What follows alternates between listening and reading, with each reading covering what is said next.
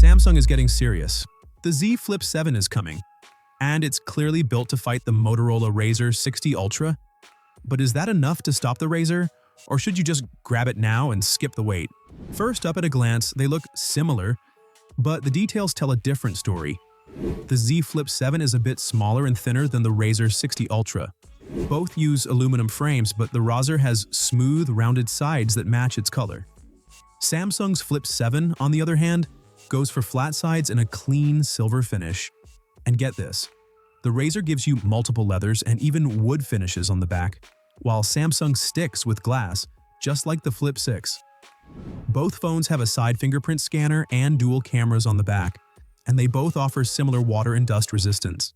Now here's one of the biggest glow-ups in the Flip 7. Last year, Motorola's cover screen was way more useful than Samsung's. You could run a wide range of apps right on the cover screen, which the Flip 6 couldn't. But now, Samsung's finally catching up. The Z Flip 7 will finally have a full 4-inch cover screen, just like the Razr. Sure, the Razr is a bit taller, and that makes its main screen a bit larger too. Both phones use AMOLED displays, but here's where things change. The Razr gives you 120 Hz on both displays, and it can even go up to 165 Hz for some games. While Samsung might still be using just 60 Hz on the cover screen, but don't count Samsung out just yet. The Flip 7 has thinner bezels, which makes it look sleeker. Plus, Samsung is improving the hinge and adding a new flexible glass, so that crease in the middle will be almost invisible, just like on the Razr. And here's the twist. Samsung's making a very unexpected move this year. For the first time, it's putting an Exynos 2500 chip inside the Z Flip 7 with 12 GB of RAM. Meanwhile, Motorola's Razr 60 Ultra is using the Snapdragon 8 Elite chip and packs 16 gigs of RAM. And the difference is big. Now yes, Samsung is improving its cooling system. It's going to be bigger than what we saw in the Flip 6. But if we're talking raw power, Razr takes the crown. No question. Both phones have dual cameras on the back, and honestly, not much has changed there. Samsung is known for the great image processing and AI magic, so your pics will still look sharp. But on paper, Razr's camera setup still looks stronger. Now here's something important. Motorola upgraded its front camera. It now has a 50-megapixel sensor. According to leaks, Samsung's still using the same old 10 megapixels. But keep in mind, with flip phones, most people use the main rear cameras for selfies thanks to that outer screen.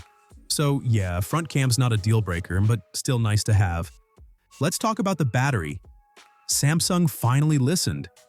And the Z Flip 7 is getting a battery upgrade. It's almost half in size, but the battery is now close to what the big Fold 7 offers. The Razr 60 Ultra does have more battery, but both should last through a day just fine. But the real gap is in the charging speed. Motorola charges way faster, while Samsung is still one of the slowest. Now, if we talk about software and AI is everywhere right now. And yep, both phones are loaded with smart AI features. But here's the thing. Samsung's been doing this AI stuff longer than anyone. They pretty much kicked off the whole trend, so the Galaxy AI just feels smoother and finished. But wait, there's an even bigger win for Samsung. The Z Flip 7 will get 7 years of updates, but Motorola doesn't even come close. That's a huge deal if you care about long-term value. Samsung might keep the Z Flip 7's price the same. Motorola's Razr 60 Ultra is about $80 more for the 512GB version, but honestly, that feels fair considering what you're getting. If you found this helpful, hit that subscribe button. This is Techtics, and I'll see you in the next one.